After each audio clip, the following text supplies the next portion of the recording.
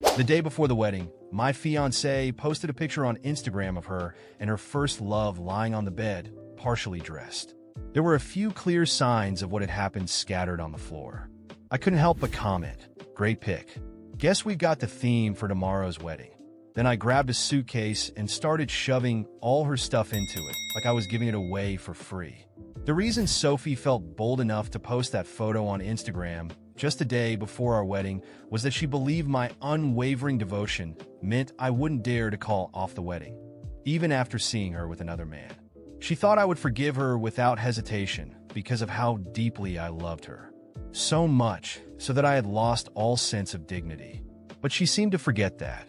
She once told me, "Kyle, even if I mess around with others, it will never be real. My first time will always be yours." Yet in that photo, there were obvious signs of what had happened between her and Ethan. First time?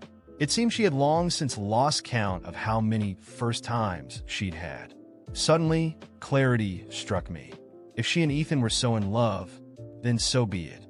There was no longer any need for this wedding. At 10 o'clock, I switched my phone back on. Dozens of missed calls flooded in, along with a barrage of messages from Sophie. As soon as my phone booted up, she called. "Kyle, what's going on? It's 10 o'clock, and you're still not here for the wedding? Do you know how embarrassing this is for me? You better prepare double the gift money. My bridesmaids are going to be furious. Do you even want to marry me anymore?" I put it on speakerphone and said, "And you need to apologize to me first, and then to the bridesmaids." In the past, I would have responded gently and complied with her demands, but now I didn't care anymore. I sarcastically retorted, "Sophie, are those marks on your neck going to disappear by today? You spent last night with Ethan. How much concealer will you need to cover those up?" "Sophie, today's wedding is canceled." She laughed coldly. "Oh, so you saw my Instagram? Is this your way of getting back at me on our wedding day? You've been watching too much TV, Kyle," she said sharply. "If my parents weren't forcing me to marry you, do you think I would? The one I love is Ethan. You may have my body, but never my heart. Don't think you can use last night against me. I'm giving you one last chance. Get here by 11 or forget about this wedding." With that, she hung up. I could imagine her fuming with her bridesmaids about how to deal with me when I arrived. Just then, my phone buzzed with a new message. It was a picture of Sophie sleeping in Ethan's arms. Although she was covered by a blanket, the marks on her neck and her blissful expression made it clear what had happened. Ethan texted, "She's marrying you today." But last night was truly her wedding night. I took a screenshot of Sophie's Instagram post along with Ethan's photo and shared them both on my own Instagram with the caption, "Wedding canceled." Clearly, childhood sweethearts are more suited for each other. My phone immediately exploded with calls from friends and family asking what was going on. With our wedding scheduled for noon and already being half an hour past 10 o'clock, canceling at this point was no small matter. Sophie's parents also called me, asking anxiously on the other end of the line, "Kyle, what's going on? Why aren't you here yet? I heard from Sophie's bridesmaids that you two had a fight and want to cancel the wedding. Marriage is a big deal. You can't just mess around with it like this." I remained silent. I couldn't bring myself to say anything rude to my elders, but deep down, I no longer wanted to be entangled with Sophie. Once I had woken up to the truth, I seemed to have turned to stone. I softly said, "Professor, I'm not throwing a tantrum or fighting." "Sir, I'm not throwing a tantrum or fighting. It's just that Sophie has always loved Ethan, not me. You can see it for yourself on her Instagram. Sophie's father was my university professor, and it was through him that I met Sophie. He had always treated me very well. One reason I tolerated Sophie so much was because of him. I thought to myself, how could a child of such a good teacher turn out this way? It must just be a momentary lapse of judgment." But I realized I was wrong. You can't force someone to love you. The professor and his wife didn't like Ethan. In college, Ethan had gone to great lengths to pursue Sophie, flattering her in every way. But it was all just so he could establish himself in this city. He instigated Sophie to fight with her parents, asking them to help him get a spot to stay on campus so he could marry her and take care of her.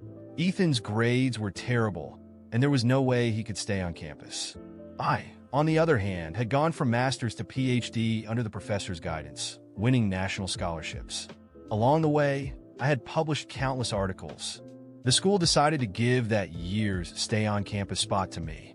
Ethan and Sophie said it was because of my interference that he couldn't stay. But he had just graduated with a bachelor's degree. Could the school possibly let him stay? Yet Sophie believed this nonsensical explanation, convinced that I had snatched the spot from Ethan's hands. In the new house, I finished sorting through all of Sophie's things, packing them into several suitcases. I was just about to call the moving company when Sophie came rushing out of the elevator, still in her wedding dress. "Kyle, are you done with your tantrum? If so, come with me to the hotel. All our guests are waiting." Looking at her anxious face, I smiled. "Sophie, wasn't last night your wedding night with Ethan already?" She froze for a moment, and I sneered. "I've already informed our friends and family that the wedding is canceled. I wish you and Ethan a happy life together," Sophie exclaimed. "Kyle, have you thought about my parents? They're your professors. Do you have no conscience? Can't you see how embarrassed they'll be at their age to face this?" I took a deep breath and replied, "Oh, when you were shamelessly doing those things, did you ever think about how embarrassed your parents would be? You even posted intimate photos with Ethan online. What else is there to be embarrassed about?" She glared at me fiercely and gritted her teeth. "Fine. I'll promise to have less contact with Ethan in the future. Is that good enough for you? Don't be so unreasonable. Who doesn't have ex-boyfriends or ex-girlfriends before getting married? I was just going to say goodbye to my past love. After all, I was going to marry you today. You're making a big deal out of nothing." Looking at her disdainful face directed at me, I truly regretted the past few years. Why did I ever fall in love with such a person? I showed her the photo Ethan had sent. "I'm not so in love with you that I've let you walk all over me. I'm not going to marry you with a smile while you cheat on me. I've packed your things. You might as well take them with you. Otherwise, I'll have the cleaning staff throw them out." With that, I pushed the suitcases out and slammed the door in her face. Sophie shouted at the door, "Kyle, don't you dare regret this." I ignored her outburst and closed the bedroom door, allowing myself to finally get some sleep. The next day, when I turned my phone back on, it nearly froze from the flood of messages from concerned friends and family. I replied to a few important ones, but then I saw a message from Sophie's father, my professor, urging me to come over as soon as I could. Thinking of how kindly he and his wife had treated me over the years, I felt a pang of guilt and decided to visit them. As soon as I walked in, I found Sophie sitting on the couch with her neck stiff and her expression defiant. "Kyle, didn't you say you weren't getting married? What's the point of convincing my parents to pressure me now? Can't you have any shame?" Professor Smith stood up and said, "Enough, Sophie. Is this how I've raised you? You're disappointing me greatly." Sophie shot back, "I'm my own person with my own thoughts. I'm not a puppet that you can control. Just because you want me to like someone doesn't mean I will. I've only ever loved Ethan," she continued. "Kyle is the one who doesn't want to marry me now, not me." Calling off the wedding. Why blame me? Isn't Kyle the good son-in-law you wanted? Tears filled her mother's eyes as she said, "Sophie, look at what you've done. How can you expect Kyle to handle this? How could you and Ethan do such things?" Sophie gritted her teeth and glared at me. "Even if I agree to marry you, my heart doesn't belong to you. My body and soul have always been Ethan's." Feeling hopeless, I stepped in front of the professor and his wife, looking directly at Sophie. I asked, "When I pursued you, did I ever force you to do anything against your will? Did I pressure you when I proposed? This relationship has always been based on your consent. Why now claim that it's me or your parents who are pressuring you? I thought I was a good boyfriend all these years, but I never expected you would view our relationship this way." The professor's hands trembled with anger. "You keep saying you love Ethan. Do you even know what kind of person he is? What he has done? You're clearly under some kind of spell." Sophie looked defiant as she faced her parents. "You did those things to Ethan without him blaming you. He just told me not to be angry with you. And yet here you're criticizing him. You're the ones with no conscience." Her mother slammed her hand on the table. "What have we done?" Sophie scoffed. "Do we really need to go over this? You took Ethan's spot at school and gave it to Kyle. Kyle, don't pretend everyone knows your spot was earned by sucking up to my dad." The professor clutched his chest, gasping for breath. "What did you say? I've lived my life honestly. And now my own daughter accuses me of using underhanded tactics for a student. Sophie stood up dramatically and declared, "Isn't that true? If it weren't for being your daughter and Ethan encouraging me, I would have reported Kyle long ago."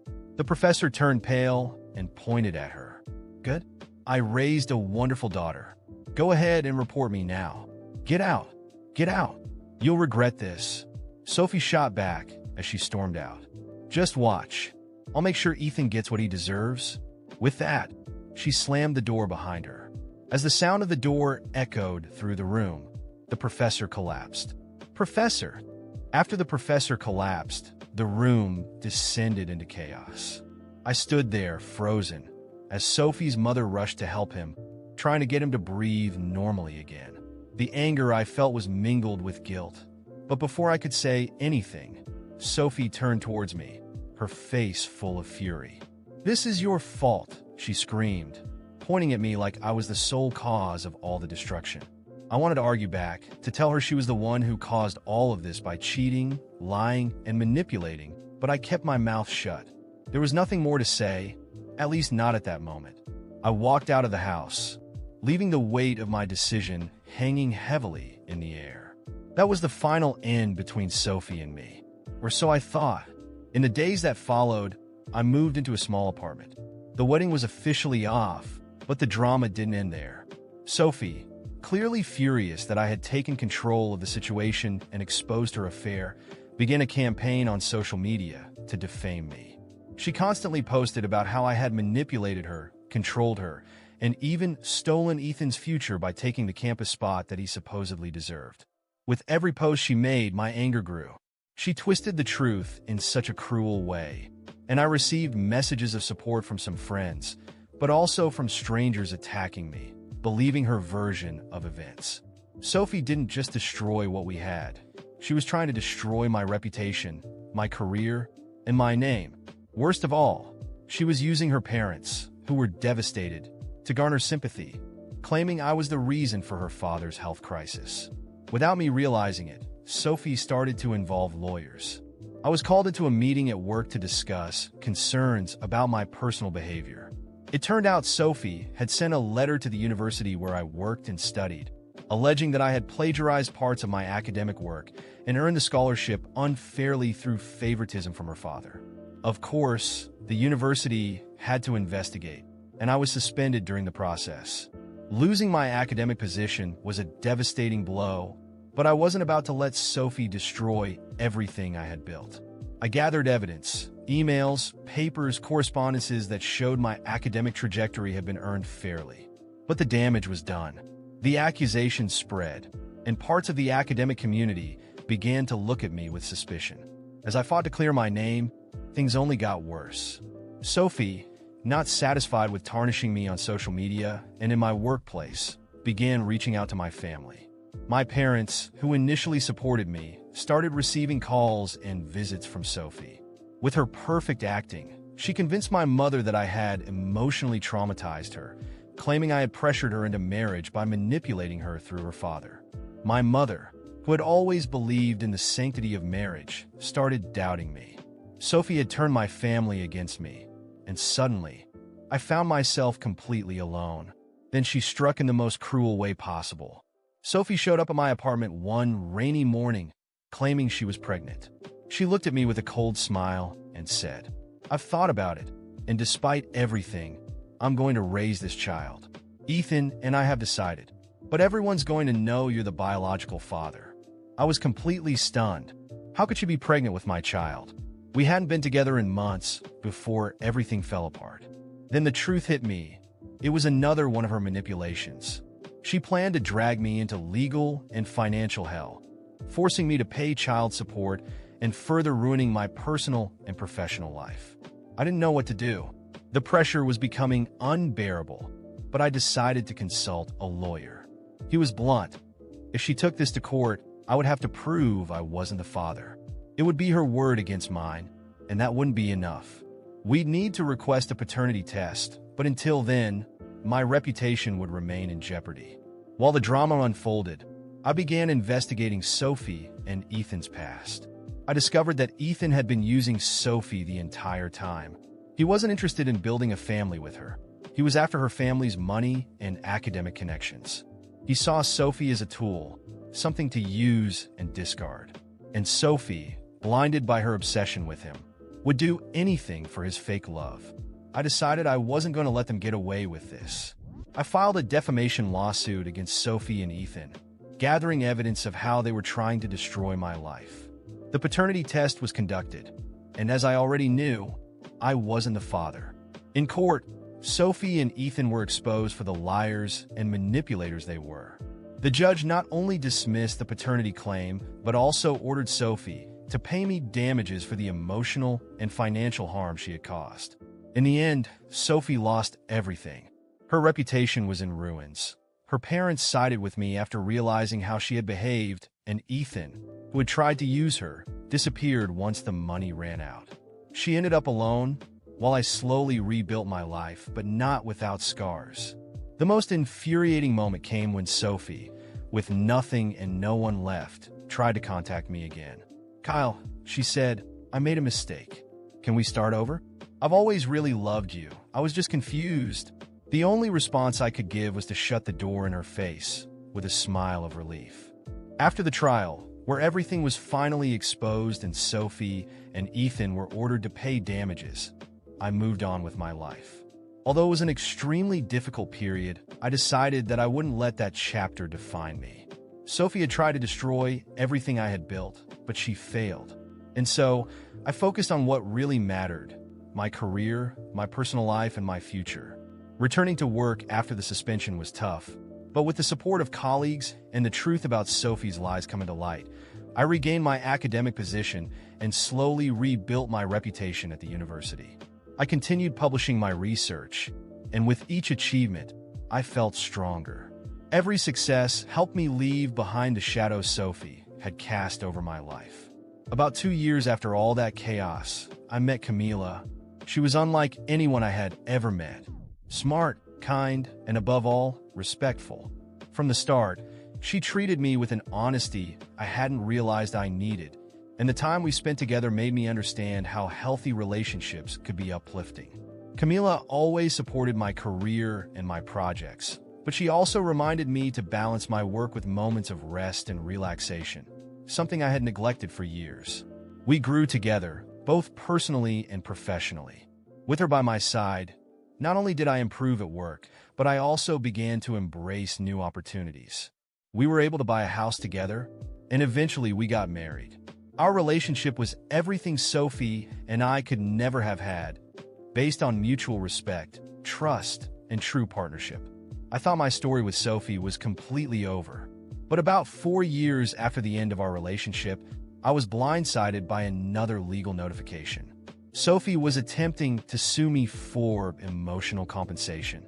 She claimed that the time we spent together, and the fact that I had supposedly promised her a future, justified her receiving financial support, even though we had no children or legal connection. It was ridiculous, but knowing Sophie, I wasn't entirely surprised. This time, I was prepared. My lawyer laughed when she saw the notification, and we quickly put together our defense. In court, it became clear to everyone that Sophie was desperate. She no longer had her family's support. They had cut ties after learning the full truth about her manipulations. Ethan had abandoned her as soon as it became clear she no longer had access to her family's money. Sophie, unemployed and with no allies, was trying any way she could to drag me down again. The judge didn't take her claims seriously. With all the evidence and documentation on my side, the case was dismissed swiftly, and Sophie didn't get a single penny. That was the last time I heard from her. Later, I learned through mutual acquaintances that Sophie was living a completely different life from the one she had once dreamed of. With no support from her parents, she was living in a friend's apartment and barely scraping by with odd jobs. Her family, once influential and close-knit, had distanced themselves completely after the shame she brought on them. It was sad in a way, but at the same time, I knew these were the consequences of her own actions. Life had caught up with her.